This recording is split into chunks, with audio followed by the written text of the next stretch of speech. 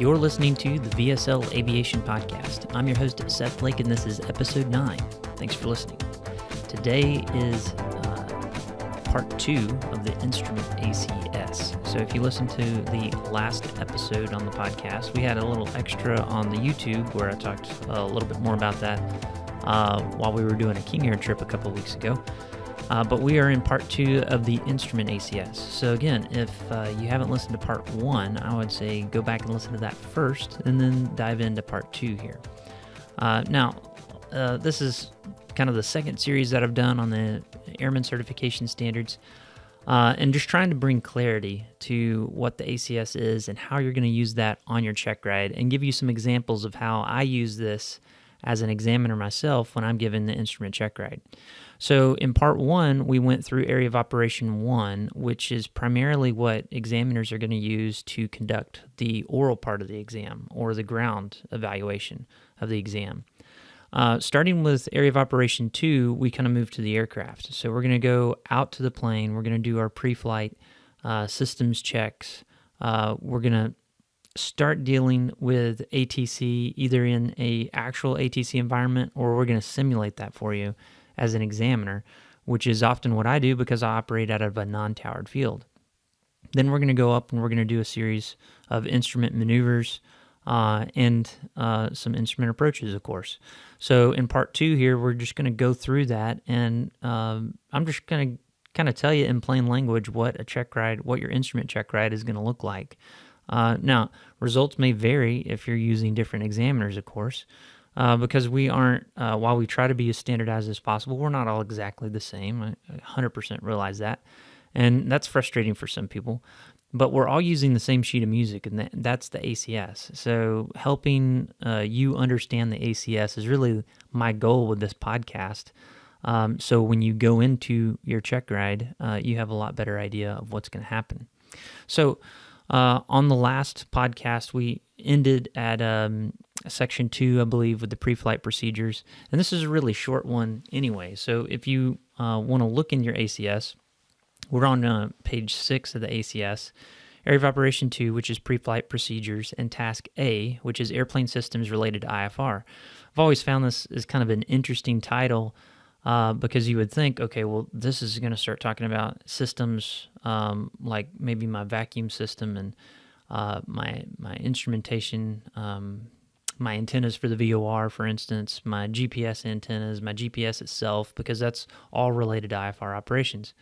But no, if you read down in this section, it's really talking about systems related to anti-ice or de-icing systems in the aircraft, which I think is kind of interesting. So obviously, entering or encountering icing conditions while you're flying IFR is a really big risk, and something that we need to ask you about as an examiners of, well, how do you detect icing? How do you avoid icing? If you do encounter icing, what are you going to do? How are you going to, what systems are you going to turn on? What's your plan of action to get out of this icing condition? If you happen to be doing your check ride in a plane that has flight into known icing equipment, and it's certified to fly into known icing, then we're going to have a lot longer discussion on this section about how you're going to use those systems and how you're going to pre-flight those systems. So the skill for this task is demonstrate familiarity with anti- or de-icing procedures or information published by the manufacturer that is specific to the airplane used on the practical test. So if you're on a 172, really only have maybe 3 anti-icing things on the aircraft. That would be your pitot heat, your carburetor heat or alternate air, and your defrost. Those are kind of the 3 things that you have. Depending on the make and model of your aircraft, you might have a lot more than that, especially if it's flight into known icing. Now, if you're coming to the check ride in an aircraft that is, and I'll just use the acronym FIKI, which is Flight Into Known Icing. It's just the acronym for that. So if you are using a FIKI aircraft, now we're going to have a lot more to discuss specifically, and where I see a lack of knowledge is how you're going to pre-flight that equipment correctly. So let's bring up a Cirrus SR-22. That's a very common aircraft that's around these days, and it's not uncommon to see a Cirrus that has a FIKI supplement to the POH, which means it's either factory or sometime after it was built, it's been installed with a weeping wing, which is typically how the SR22 is certified as FEKI.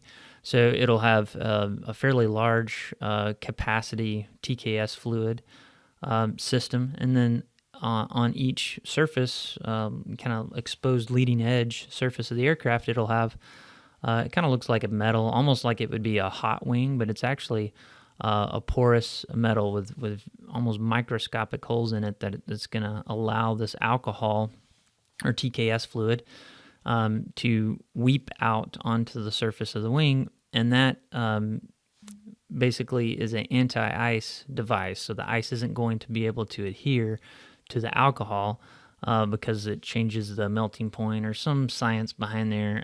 It's kind of the same as the de-icing fluid, which is alcohol-based, and it's going to keep ice from forming on your wings, your propeller, and your windshield. Now, if you're flying, if you're planning to go fly and icing conditions are either forecast or expected, then you need to know what pre-flight procedures you do to check the system.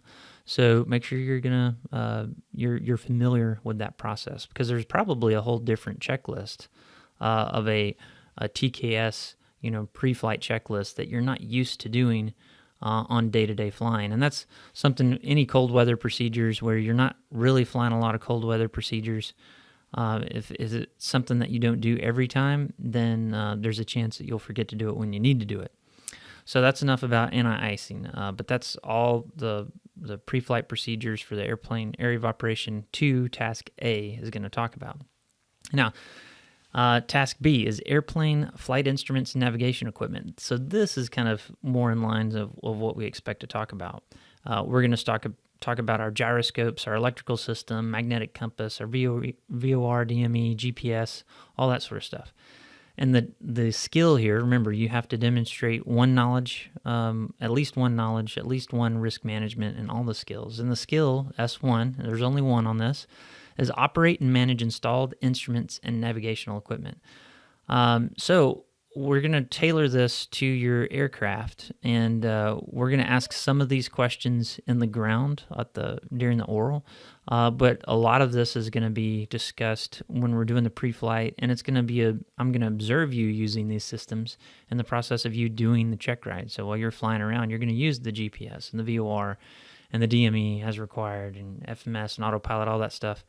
And so you need to have knowledge on how to operate all those things. So pretty obvious things. Some things that I see lacking in this area of operation is not being familiar enough with the autopilot and GPS. There's still I'd say fairly large percentage of instructors that think that, this is kind of speculation on my part, but I think some instructors think using the GPS and autopilot is some sort of cheat. You're cheating if you use this. And so they do all the instrument training without ever turning on the autopilot or kind of using the full functionality of the GPS. And they teach you how to fly the VOR and track courses, and which are all really important, right? But then when you get to the check ride and I start asking some of these in-depth questions on the GPS and the autopilot, you're not as prepared as you should be. I'm going to ask questions about the autopilot and the GPS. I expect you, if the equipment is in the aircraft and operable, I'm going to ask questions on it. I'm probably going to have you use it in either the course of doing the approach or some part of the check ride. If the autopilot's installed and operative, I'm going to have you fly an approach using that autopilot. If it's not capable of flying an approach, I'm going to have you use it in the course of maybe tracking a course or flying a heading, maintaining altitude. And we're going to, I'll ask some questions about how you would use that autopilot help you manage your cockpit, that single pilot resource management. Operating autopilot is actually one of the biggest safety features you can have when flying single pilot IFR. And that's kind of an opinion of mine, but single pilot IFR is really challenging. It's one of the most challenging things you can do in flying, I think, especially a high performance single pilot IFR. There's a lot going on. And in my opinion, you need a good autopilot in order to do that safely. Now, does that mean you must have an autopilot before you go out and fly a single pilot IFR? No, of course not. But if your mission includes flying for multiple hours on each leg of your mission to get from point A to point B, and you're going to be in IMC conditions, I would highly, highly encourage you to get an autopilot. Now, if you're using your instrument rating pretty rarely, and really the only reason is you want to be able to kind of punch through a layer, maybe 1,000 or 2,000 foot layer of instrument conditions to either get above or below the weather, then yeah, you might not need a really good autopilot if you don't plan on shooting approaches down to minimums and that sort of thing. And you are disciplined about using your personal minimums to make sure you don't get into those conditions where you are shooting an approach down to minimums. Anyway, that's kind of a tangent there about my philosophy of using the autopilot and GPS to the full extent in the plane. Electrical systems, that's another thing where if we have PFDs and MFDs, the industry hasn't quite caught up on the teaching side of how those electric systems work for a PFD. And what I mean by that is a lot of my CFIIs can explain to me in pretty great detail how an analog altimeter works. But when I ask, well, how does a G1000 work? How does an electrical or a digital type of display, how does that translate the analog data of pressure altitude? How does it translate it into a digital signal and present it in a digital format? Because it's not the same way as an analog altimeter works. And that's something that I see that's lacking, where a lot of my applicants can explain to me how an old school, steam altimeter works.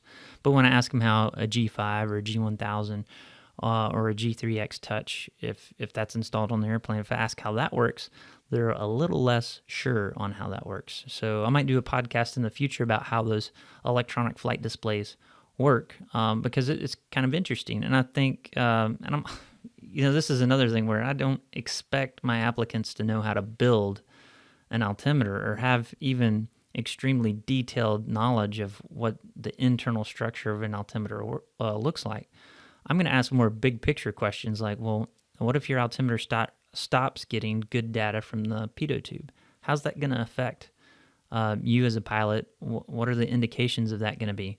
What about if your static port becomes clogged? How is that going to impact you as a pilot in instrument conditions?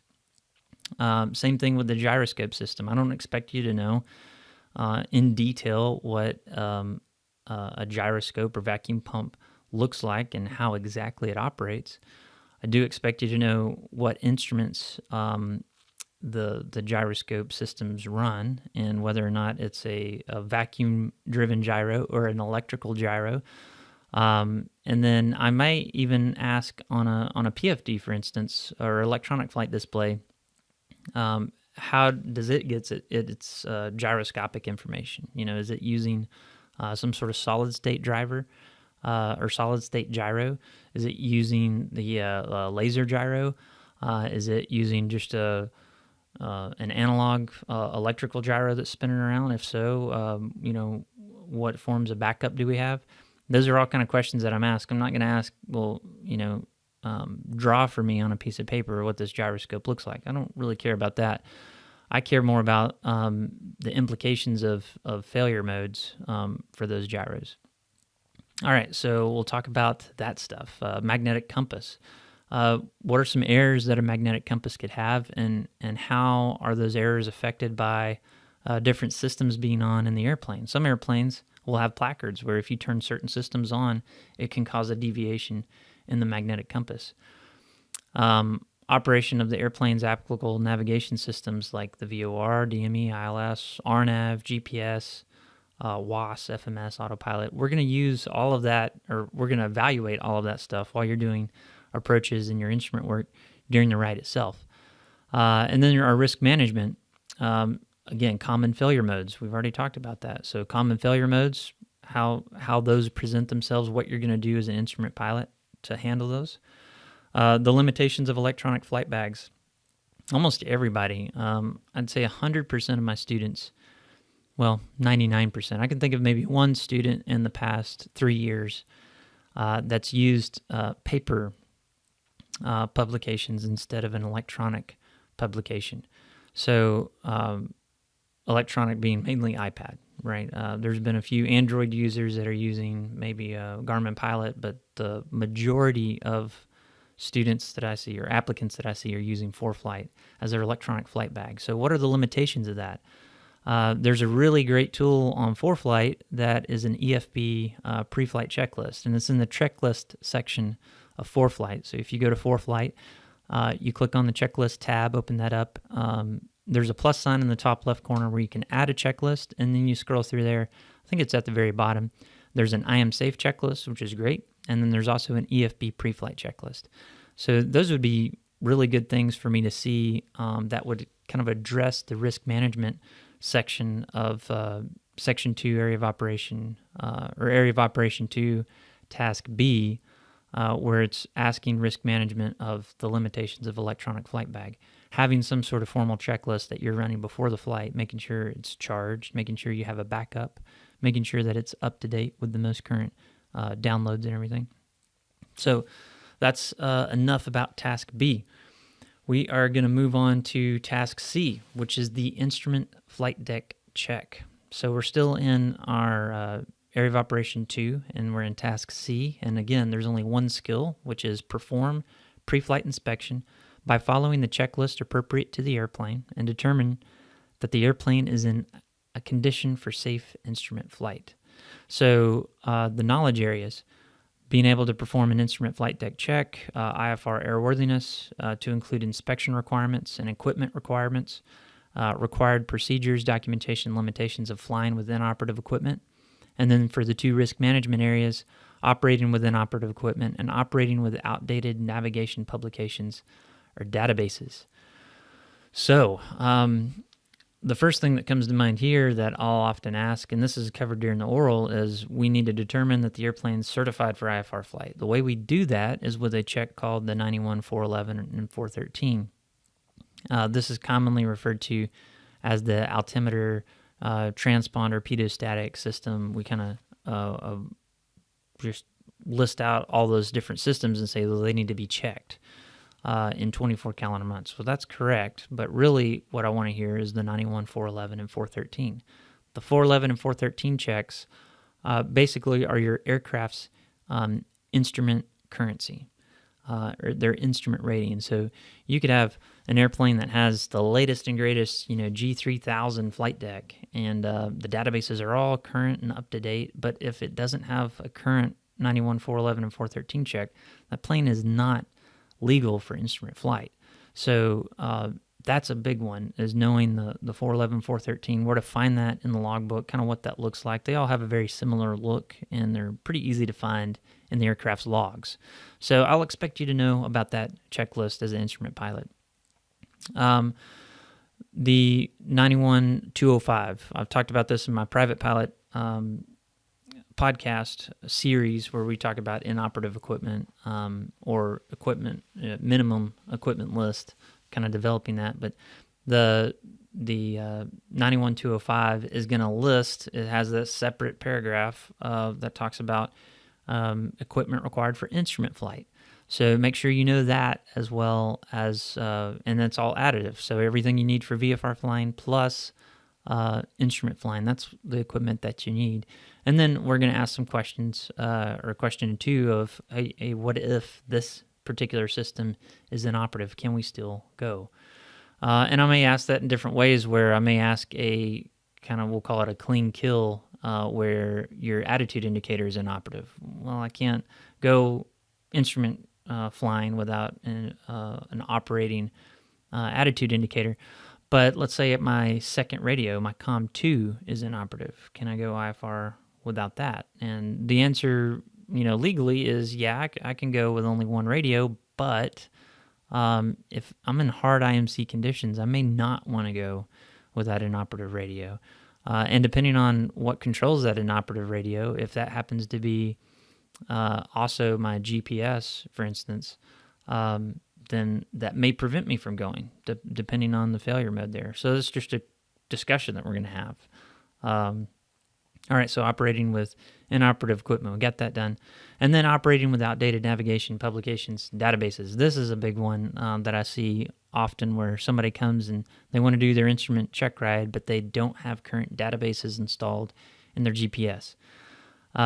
We need current databases installed in our GPS to legally fly in instrument conditions. So if you're going to be flying in instrument conditions and you don't have current database, or you're going to be doing your instrument checkride and you don't have current databases, get that fixed. It's so easy to update your databases. If you're operating, well, I say it's easy. There's a one exception where you're operating an aircraft that has a very old GPS system. Maybe you don't have the card reader for it anymore. Maybe you bought this airplane and it had this old GPS. It didn't come with a card reader. You can't find one. In that case, we're probably going to have to plan the check ride around an inoperative GPS, right? So we can fly, you can use that GPS for situational awareness, but you can't use it in the course of doing an approach if it's not up to date. So we might be doing analog approaches like a VOR, ILS, NDB, and we can use the GPS for situational awareness, but we're not going to use it for the approaches. So we might have that discussion. And then perform pre-flight inspection checklist for the appropriate airplane. So there should be a checklist or flow that you run through to check all these IFR systems to make sure they're working before we go out and fly. All right, now we're in area of operation 3, and this is air traffic control clearances and procedures. So this is kind of interesting at a non-towered field. In order to build a scenario where I'm able to evaluate your ability to comply with air traffic control clearances means that I'm going to be simulating ATC sitting there in the right seat over intercom. So you're going to be talking to me like you would talk to ATC, but we're going to do it over intercom. Hopefully this isn't anything new. A good CFII should have been doing this with your training regularly, unless you're training out of a Class Charlie or Class Bravo or Delta, and we're able to practice communicating with ATC on a regular basis. In my experience, well, in my region of the country, that's not the case. We don't have a lot of towered airspace or controlled airspace. So most of the approaches that we do are at non-towered fields. So what I'm going to do as the examiner is I'm going to talk to you like ATC would, kind of build that simulated ATC environment.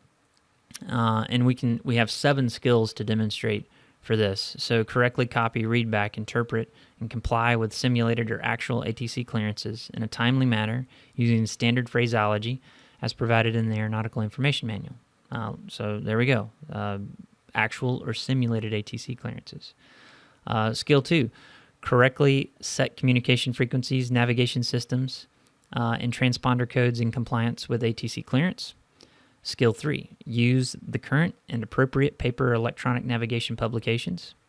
Skill 4, intercept all courses, radials, and bearings appropriate to the procedure, route, or clearance in a timely manner.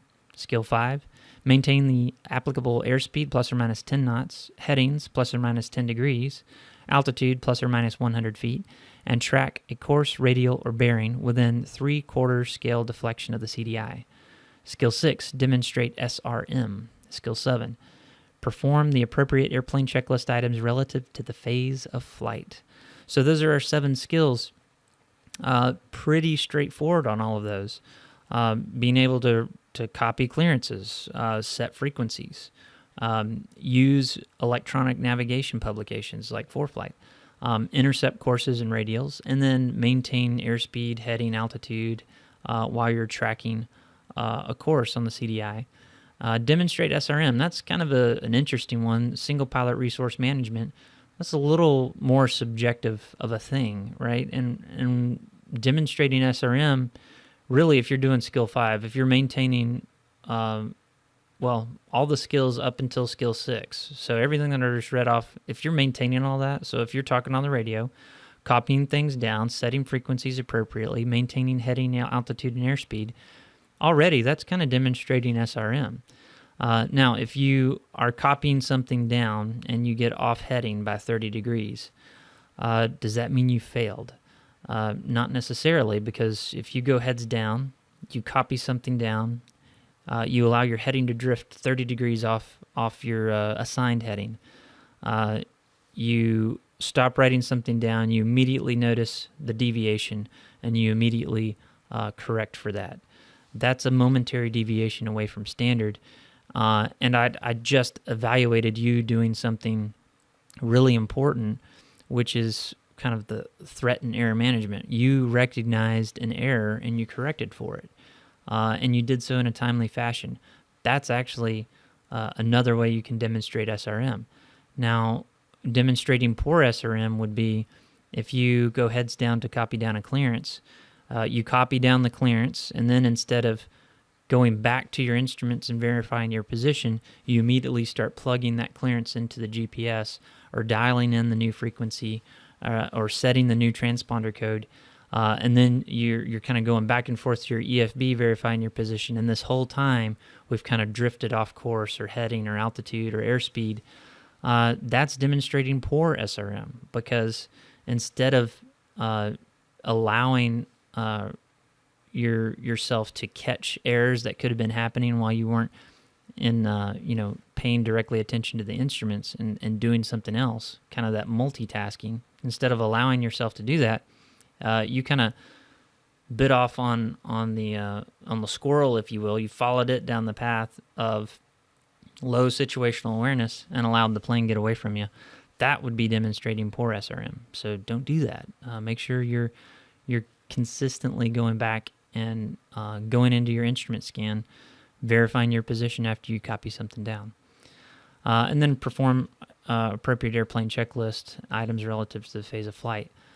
This is another opportunity for you to get distracted. If you're running a really long checklist and you're doing it at an inappropriate time, let's say you're approaching the final approach fix.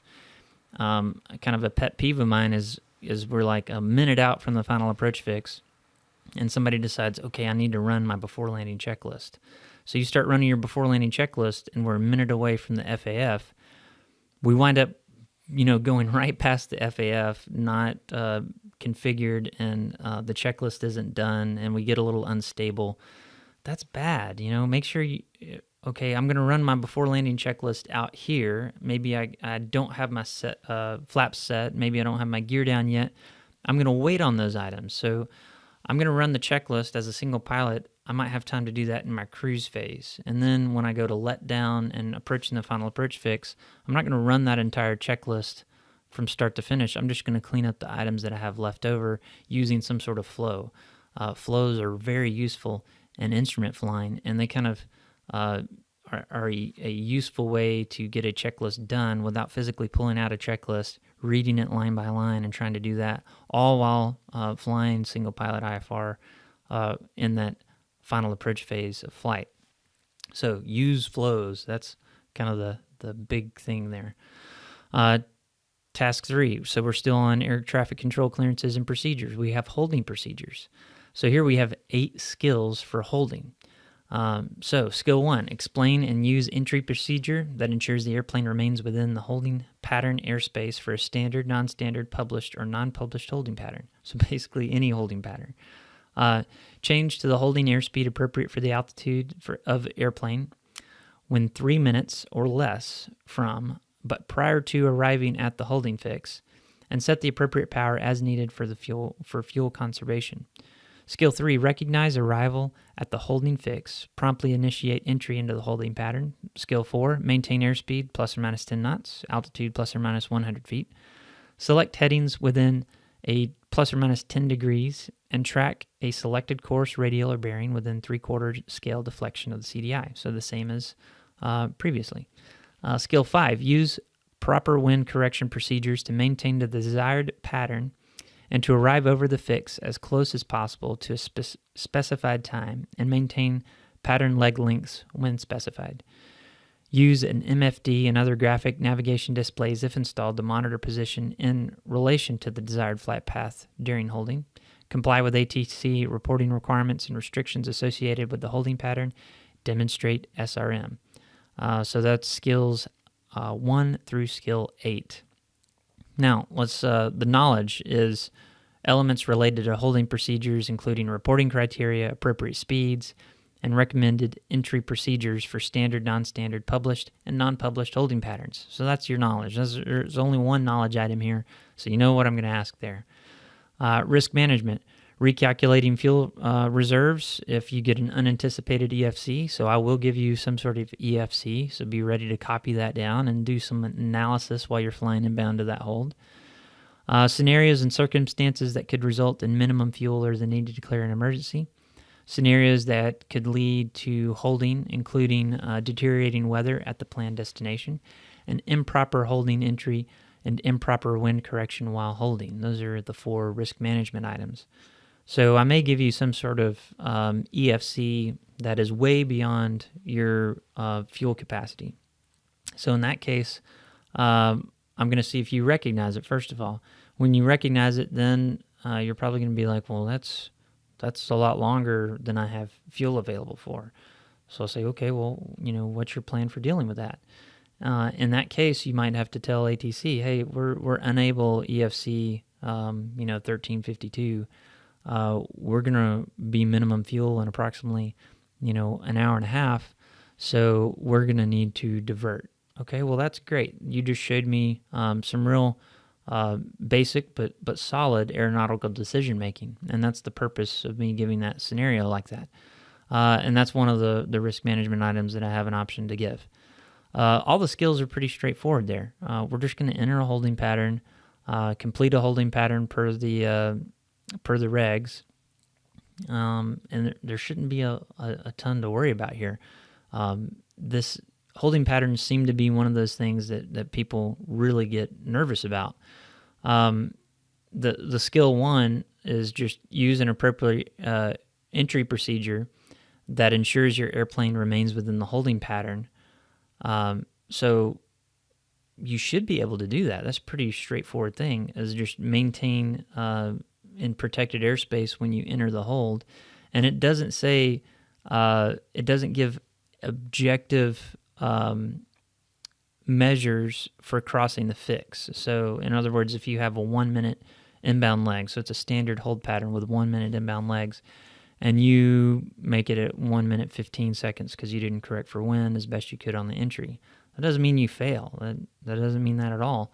It just says as close as possible to a specified time, and then maintain pattern leg length. So a lot of the holding patterns that we're doing nowadays are, we would call them back in the day DME holds, but now we just call them, specified leg length, or we might still call them DME holds. I know I do, but they're just a specified length, so it might just be 5 miles. We don't really have to worry about 1 minute inbound legs, but that's not the case for all approaches. We still have quite a few timed holds that are out there.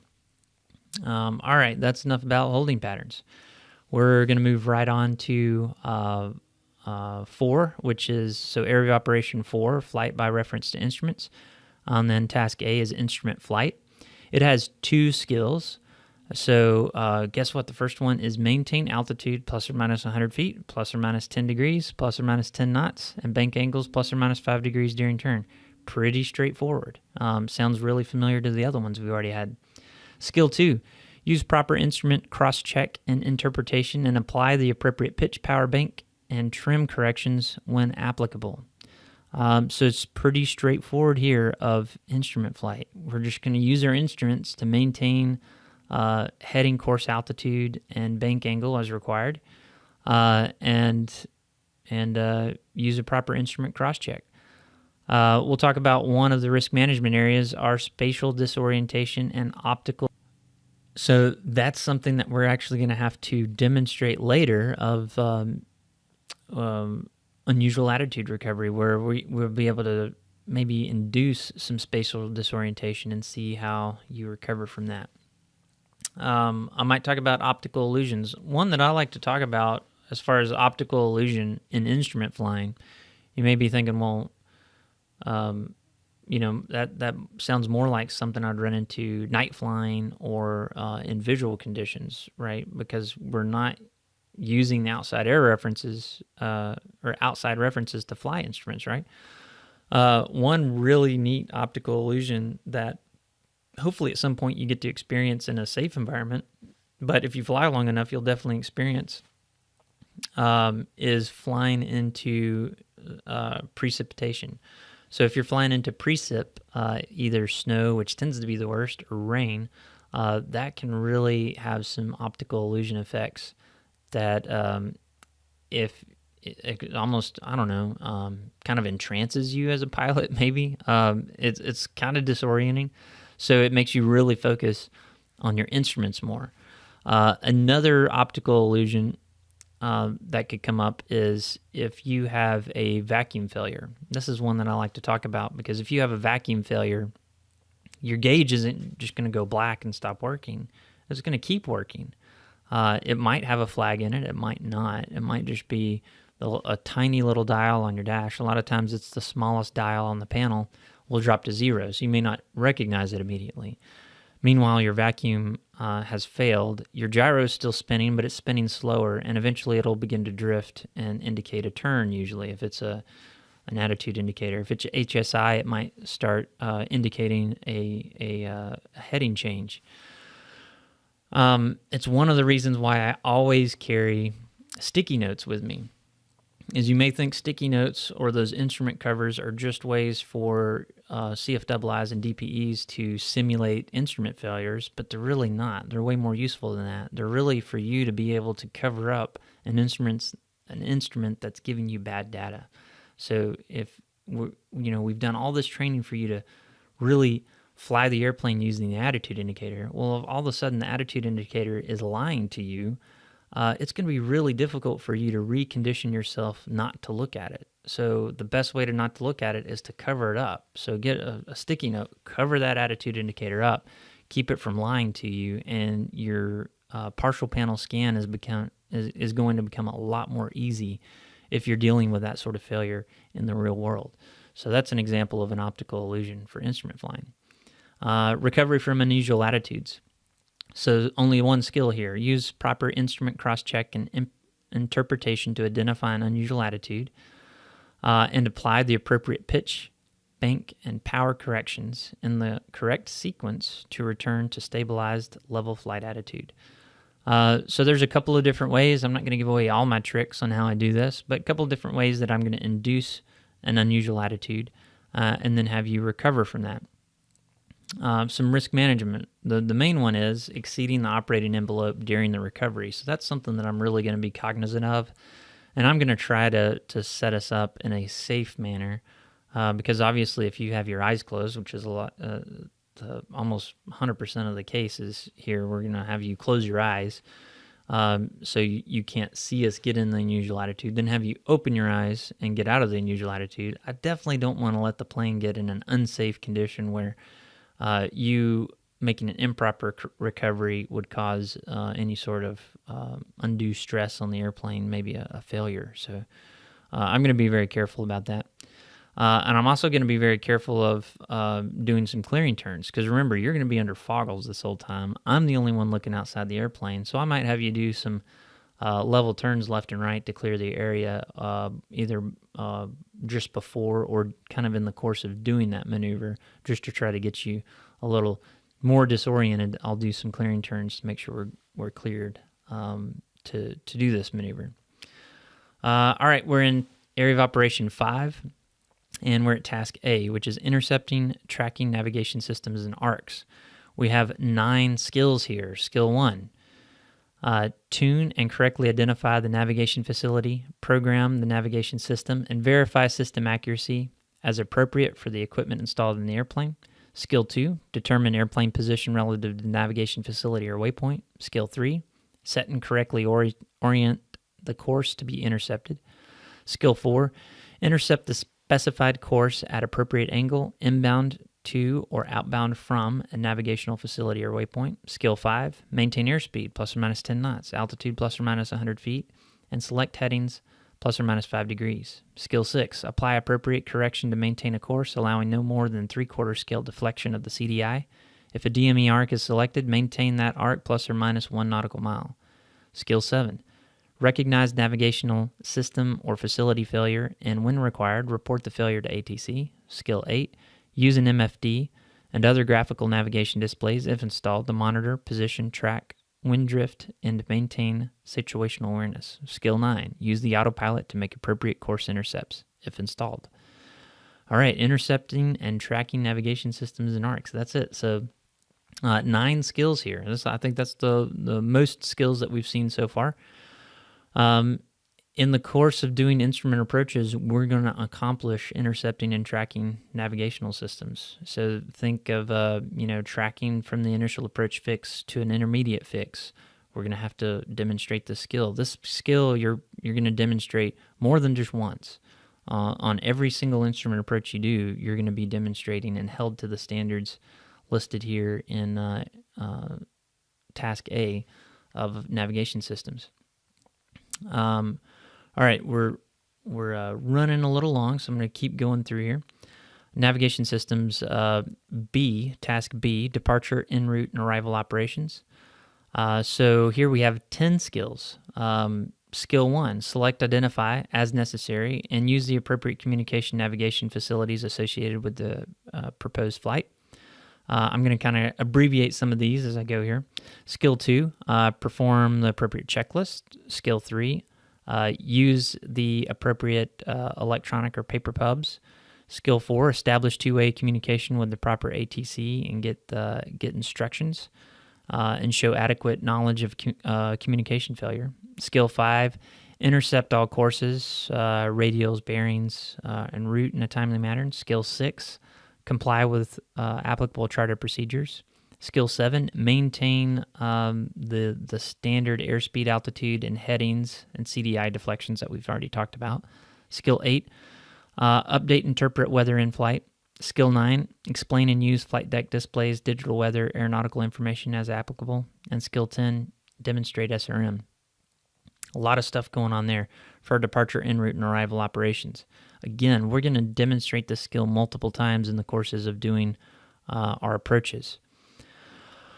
All right, that brings us to Operation 6, our instrument approach procedures. We have Task A, B, C, D, E, and then we go into our emergency stuff and our post-flight procedures.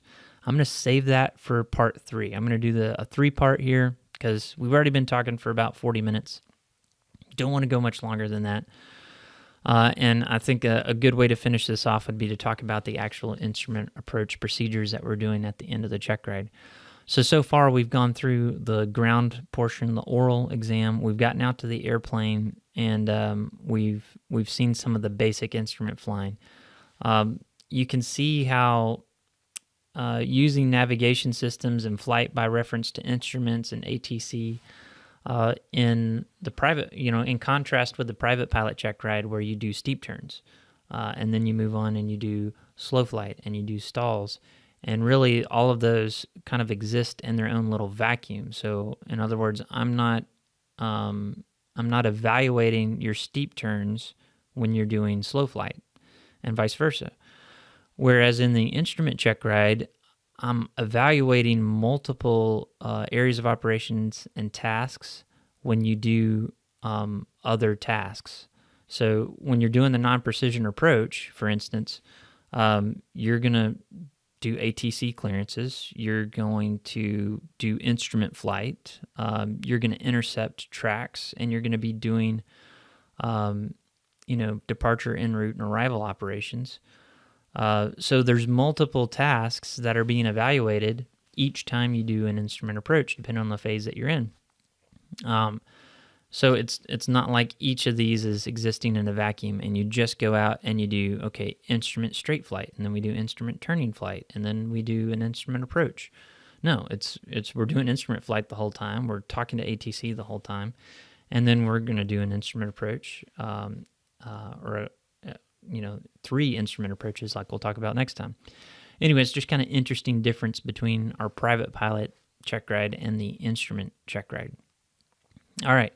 Thank you for listening to this podcast on the Instrument ACS. This is part 2 again. So listen to part 1, part 2, and then part 3 will be coming out shortly, hopefully faster than this one followed part 1. This is our first podcast of 2022, by the way. So I did part 1 before the Christmas and New Year's holiday and kind of got busy with that. So we're now back into the first week of the year, getting part 2 out of the way. Part 3 hopefully be coming to you next week. Again, thanks for listening, and I'll talk to you next time. See ya.